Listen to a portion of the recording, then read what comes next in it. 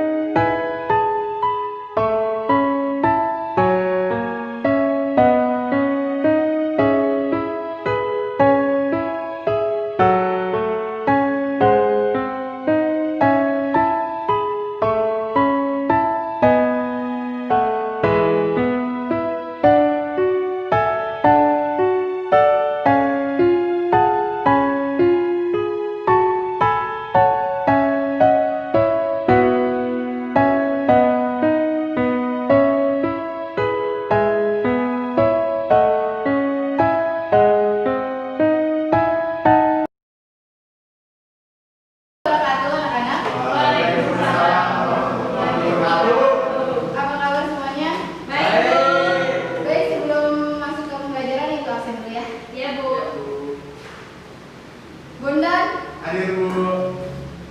Jihan, Hadir, Bu. Eliana, hadir Bu. Angga Maulana, Hadir Bu. baik. Hari ini kita masuk materi model pembelajaran ya.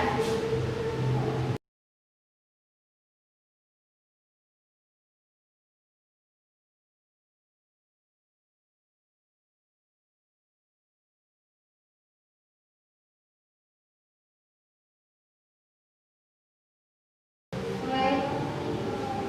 Ibu akan menampilkan sebuah video, nanti bisa kalian diskusikan. Kalau misalnya kita lihat ya, ini ada approach-nya, di dalamnya ada strategi, metode lebih khusus, aktivitas nih ya, bisa dilihat. Maka kita bisa melihat satu bandingan ini, kita bilangin model pembelajaran. Jadi digambarkan dari awal dan akhir sampai seperti apa, maka kita sering bilang model adalah aplikasi suatu metode, pendekatan, dan teknik pembelajaran. Nah, kemudian saya mau menyampaikan ya, 8 ya yang mau saya sampaikan mengenai pendekatan pembelajaran dulu. Yang pertama ini information processing, udah lihat nah namanya gitu ya. Jadi kalau materi-materi yang konseptual, banyak dunia lainnya mikroskopik ya, dua pendekatan ini information processing sama conceptual change biasanya digunakan. Jadi kita fokusnya seperti itu. Nah, setiap materi itu punya bebannya. Bebannya maksud gini, oh ini fokusnya banyak ke konsep nih, banyak ke perubahan konsep nih masalahnya. Berarti pakai itu. Terus misalnya, tapi dia juga ada kok kooperatifnya gitu. Boleh dipakai, tapi tujuan pembelajarannya kan banyakkan konsep ya. Jadi ini bagaimana menginformasi, processing informasi, kemudian ini perubahan konsep ya. Jadi kalau yang miskonsepsi itu pakai conceptual change. Kemudian behavior system itu contohnya misalnya praktikum, personal learning itu refleksi. Saya sering minta Anda refleksi gitu ya. Itu adalah personal learning sebenarnya. Terus social learning yang sering nih kamu tulis semuanya pakai social learning, discovery, cooperative learning, jigsaw, STAT, NHT dan sebagainya. Tapi tidak semua harus pakai social learning. Jadi metode pembelajaran dengan berbagai pendekatan tuh banyak sekali. Nah, kemudian kamu ingin membentuk karakter nilai, nggak bisa kalau misalnya pendekatannya nggak sampai membentuk dia menjadi yang tadi ya, membentuk dia karakter kan susah bener. Nah, biasanya pembelajarannya itu dengan menggunakan social emotional learning. Jadi isu sosial diangkat, anak jadi emosi, makanya biasanya nilai dan karakternya terbentuk. Nah, ini yang sering kita pakai juga saintifik ya di kimia. Jadi misalnya kalau misalnya udah saintifik, dia pasti harus mengobservasi sesuatu, dia membuat hipotesis dalam konteks berdasarkan teori ataupun pengamatan dia harus menganalisis, melaporkan, nah tahapan-tahapan itu harus kita perhatikan. Nah, yang terakhir adalah yang mau saya angkat adalah culture responsive teaching. Ini apa sih sebenarnya? Jadi bukan cuma culture yang nari, dansa, dan sebagainya, dansa lagi, menari, kemudian makanan dan sebagainya, tapi lebih dari itu. Jadi culture itu adalah misalnya, oh anak pendidikan kimia karakternya seperti ini ya, culture-nya gitu. Jadi culture itu adalah karakteristik siswa, termasuk anak visual tuh ngajarnya kayak apa sih. Jadi pendekatan culture responsive teaching itu mengakomodasi karakteristik siswa gitu ya, untuk dapat berkembang secara optimal berdasarkan culture-nya dia. Jadi teaching yang responsif terhadap culture tadi. Nah, kemudian yang pertama information processing ya. Jadi biasanya ini prinsipnya ya, pendekatannya information processing approach. Jadi gimana caranya mahasiswa kita bisa memperoleh informasi, mengorganisasi dan mengeksplain, menjelaskan. Jadi kalau misalnya semua filosofi bilang dia gimana caranya supaya kita bisa banyak dapat informasi. Nah, model pembelajarannya biasanya lecturing ya, presentasi, menjelaskan, terus pembelajaran berbasis konsep, namanya konsep teaching. Nah, model pembelajaran di presenting sama explaining ini, tujuan kita adalah mengasimilasi informasi baru. Kita penting juga dia paham konsep.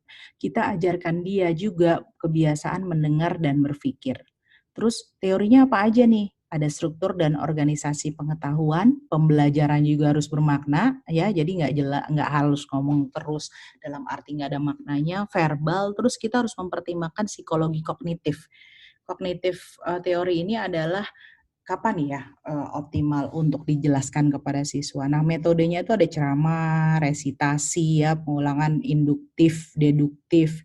Nah, yang harus dipertimbangkan adalah isi materinya sebanyak apa, harus interaktif, harus bermakna, dan jangan lupa persepsi ya, pengetahuan awal siswa itu seperti apa. Kemudian model pembelajaran yang kedua adalah konsep teaching ya.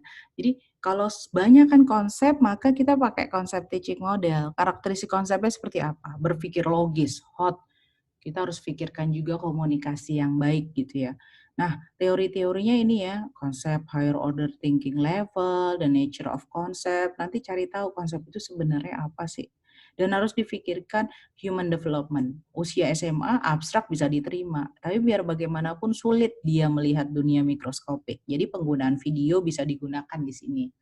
Nah, biasanya pakai konsep map, metakognitif, attaining konsep gitu ya, metodenya silahkan dicari. Nah, ini semua materi yang kemarin kita bahas, struktur atom, ikatan kimia, dan sebagainya itu banyak ada di sini. Nah, yang harus dipertimbangkan adalah pemilihan konsep, kesiapan siswa, analisis kemampuan berpikir siswa, dan lingkungan pembelajaran yang fleksibel.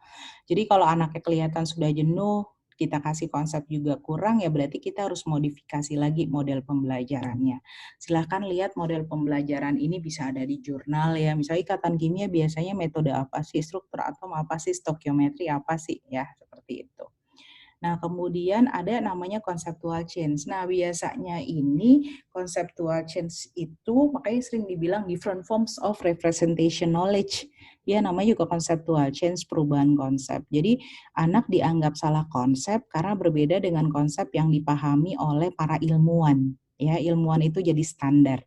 Jadi, misalnya kita bilang, oh dia kok nggak tahu ya kalau misalnya atom sekarang udah bukan partikel yang tidak dapat dibagi-bagi lagi saja gitu. Jadi karena dulu hafalannya atom adalah partikel terkecil yang tidak dapat dibagi-bagi lagi, padahal perkembangan atom sudah kemana gitu. Jadi karena kesalahan konsep itu misalnya, oh semakin kuat asam misalnya, berarti bisa dilihat dari asam kuat apa namanya, kita tidak bisa menjelaskan tentang H+ nggak ada hubungan misalnya gitu ya. Jadi banyak salah-salah konsep seperti itu, maka biasanya pendekatan pembelajarannya dengan conceptual change. Nah, saya suka cerita tentang konflik kognitif ya.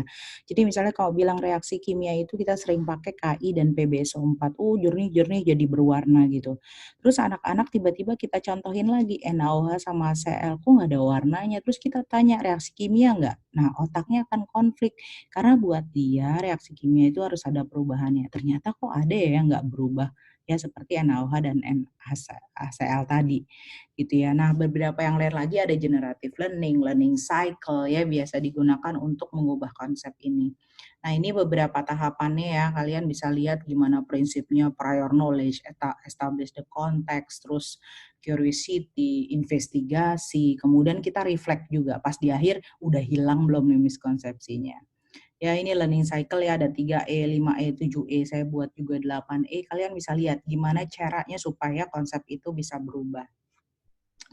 Nah, kemudian behavior ya, ini praktikum nih, pendekatan pembelajaran behavior system. Jadi, gimana ya supaya kita praktek, kemudian jadi lebih produktif. Nah, biasanya nih modelnya direct instruction sama simulation. Jadi misalnya, pokoknya kita mau anak-anak bisa fokus ke keterampilan. Teorinya makanya behavior learning, kemudian social learning teoris iya, karena kalau praktikum kan kita suka bareng-bareng ya, berkelompok. Metodenya demonstrasi, workshop, laboratorium activities sama instruction gitu. Instruksinya harus jelas, pertimbangannya, tujuannya harus jelas. Semakin banyak latihan, semakin efektif. Kita kasih feedback supaya dia tahu salahnya dan di mana, dan kita wajib mengobservasi. Nah, ini personal learning ya. Jadi personal learning itu misalnya kita lebih bagaimana ini non-directive teaching ya Mas, sama self concept. Jadi diri sendiri. Jadi kalau memberi tugas, oke Bu Yuli ngasih tugas ya, kalian hari ini merefleksikan pengalaman kalian mengenai misalnya ke kurikulum itu seperti apa. Itu namanya personal learning karena setiap orang pasti pengalamannya berbeda dan tidak ada yang salah atau benar. Kemudian di sini juga kalian bisa lihat ya, self concept itu biasanya mengenai belief. Saya ingin kalian merubah belief kalian tentang menjadi guru misalnya. Nilai kalian apa sih? Tujuan kalian apa sih? Sosial yang ada di lingkaran kalian tuh siapa sih? Terus kalian sadar kalian punya kemampuan apa sih gitu, ya. Nah, kemudian scientific, kalau lihat scientific, maka ini di K13 ya, intinya adalah scientific thinking dan mathematical thinking. Semuanya harus pakai reasoning sama active learning ya. Jadi discovery, inquiry, POE, 5M ya, dan sebagainya ya. Jadi intinya adalah dia ada tahapan-tahapan yang mendevelop gimana nih caranya scientific thinking seseorang itu bisa terbentuk. Namanya juga scientific thinking, maka biasanya metode ilmiah diaplikasikan di sini ya. Jadi di eksperimen, reflect, observe gitu ya, discovery, guided, dan sebagainya gitu. Nah, sekarang social learning nih yang paling banyak kalian pakai ya, yang kemarin dituliskan di PowerPoint. Jadi ini adalah sebenarnya prinsip dasarnya itu adalah kebersamaan, membentuk keterampilan berkolaborasi, berkomunikasi gitu. Makanya seringkali saya bilang, ini konsep gitu. Konsep itu sebenarnya boleh sebenarnya pakai ini, bukannya tidak boleh. Tapi tujuan utamanya bukan social learning gitu ya. Jadi kalau misalnya ini yang lebih materi-materi yang aplikatif, koloid, asam basa gitu ya. Tapi kalau udah ikatan kimia gitu, mungkin bisa, tapi ya tidak akan tercapai secara optimal kalau tidak digabung dengan pendekatan yang bersifat konsep. Ya di sini tadi ada cooperative learning ya, jadi kalian bisa baca nanti ada academic achievement difikirkan juga, social skill gitu ya. Academic achievement ini bukan berarti hanya kognitif ya, yang di sini tuh lebih higher order thinking bisa, kemudian diversity, teorinya itu experiential learning, jadi harus benar-benar berdasarkan pengalaman. Ini metode yang sering kalian lihat ya, structural approach, start jigsaw. Pertimbangannya kontennya gimana nih, kemudian perbedaan siswa, waktu, peran guru, makanya lumayan juga takes time model pembelajaran ini. Nah ini ada think pair share, jigsaw tipe 1, jigsaw tipe 2, STAD, project based learning ya, silahkan dicek. Kemudian di sini think pair share, think talk write, think pair square share ya, jadi macam-macam bentuknya ya. Jadi boleh dipakai, tapi pertimbangkan juga kita fokus kemana. Kemudian ini jigsaw ya, bisa dilihat juga di PowerPoint saya, start, kemudian number head together, kemudian ini ada problem based learning ya, ada problem based learning, ada problem based learning, ini biasanya pakai studi kasus, problem solving ya, problem solving beda lagi tuh, problem solving itu biasanya dari orang matematika yang pasnya itu buat stokiometri, problem based learning itu aplikatif juga, dikasih studi kasus, dikasih diskusi, karena memang ini social skill ya. Jadi pakai teori Vygotsky yang constructivism, discovery learning, problem oriented classroom. Jadi semuanya harus dijelaskan, jadi anak nggak akan bisa jalan kecuali kita menjelaskan sebenarnya tujuannya apa dan sebagainya, problemnya kayak apa, kemudian ini benar-benar authentic assessment. Nah, kemudian nih contoh-contohnya ya, tahapannya, ada problemnya, beri idea, using knowledge, learning issue, gitu, actionnya apa. Ya, jadi dampak-dampaknya kurang lebih juga bisa dilihat di sini. Nah, ini social emotional learning, mirip sama social learning tapi ini pakai emosi. Jadi biasanya mahasiswanya kompleks, timbul kepedulian sosial. Jadi kalau mau menimbulkan karakter pakai pendekatan ini. Ada dilema, ada problem solving, mirip kan sama social learning juga dikasih studi kasus, tapi ini studi kasusnya benar-benar nimbulin dilema. Ya, jadi kita bacain dilema, siswa berdiskusi, kemudian dia kasih solusi. Karena sebenarnya dilema itu, kalau misalnya di penelitian saya namanya dilema story. Nah, itu bisa memberikan gambaran kepada siswa di kehidupan nyata itu kita memang banyak memiliki dilema gitu ya. Nah, yang terakhir adalah culture responsive teaching. Jadi model pembelajaran yang responsif gitu ya terhadap culture siswa. Jadi sebenarnya ini kita mengajak siswa, yang saya buat adalah siswa mengajak siswa untuk dia sadar dia itu siapa.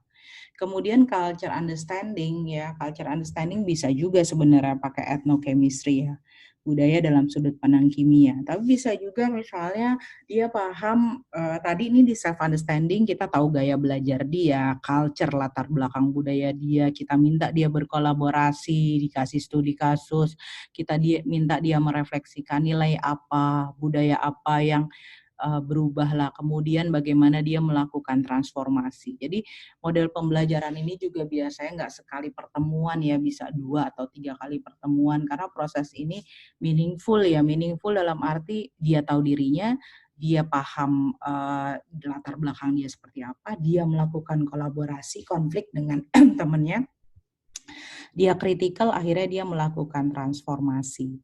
Nah, kemudian nih contoh-contoh yang saya kembangkan ya, ada Roti Buaya, Dewi Sri gitu ya, ini khususnya dalam pembelajaran. Yang dari Ibu tampilkan, siapa yang ingin menyimpulkan? Saya, Bu. Oke. Jihan, silakan. Ya, Bu. Model pembelajaran adalah seluruh rangkaian penyajian materi agar yang mengikuti segala aspek sebelum, sedang, dan sesudah pembelajaran yang dilakukan guru serta segala fasilitas yang terbaik yang digunakan secara langsung atau tidak langsung dalam proses pembelajaran mengajar, Bu. Baik, terima kasih Jihan. Dari yang Jihan simpulkan, Ibu akan memberikan kertas kosong dan kalian akan membuat mind mapping-nya dibagi kelompok ya, maksimal 2. Siap, Bu.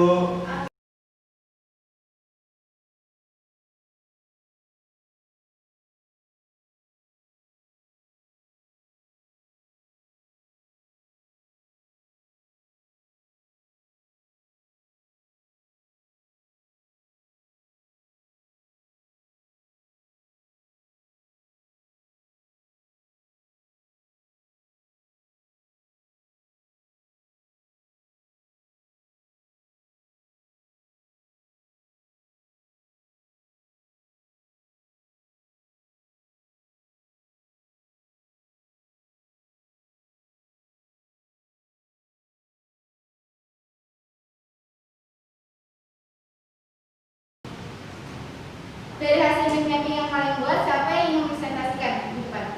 Saya, Bu. Baik, Keju, Maulana dan Adiana. Model pembelajaran yaitu Informasi processing model, personal model, social interaksi model, dan behavioral model. Ada lagi yang mau maju?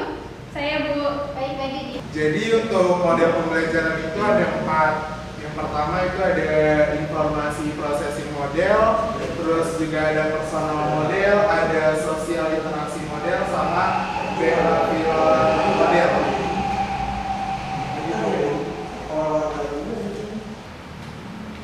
Dari pembahasan materi hari ini, ada yang mau menyimpulkan? Ada saya. Baik, ada yang mau maju angkat tangan? 3. Baik, Jihan, silakan menyimpulkan. Ya, Bu, baik. Jadi kesimpulannya ialah model pembelajaran ialah seluruh rangkaian penyajian materi ajar yang meliputi segala aspek sebelum, sedang, dan sesudah pembelajaran. Bagus yang disampaikan Jihan. Jadi tambahan dari Ibu, jenis model pembelajaran dibagi jadi 4. Yang pertama, information processing model. Yang kedua, personal model. Yang ketiga, social interaction model. Yang keempat, behavioral model. Materi hari ini mungkin cukup ya. Besok kita lanjut lagi. Materi hari ini Ibu tutup. Kurang lebihnya mohon maaf. Assalamualaikum warahmatullahi wabarakatuh. Waalaikumsalam. lanjut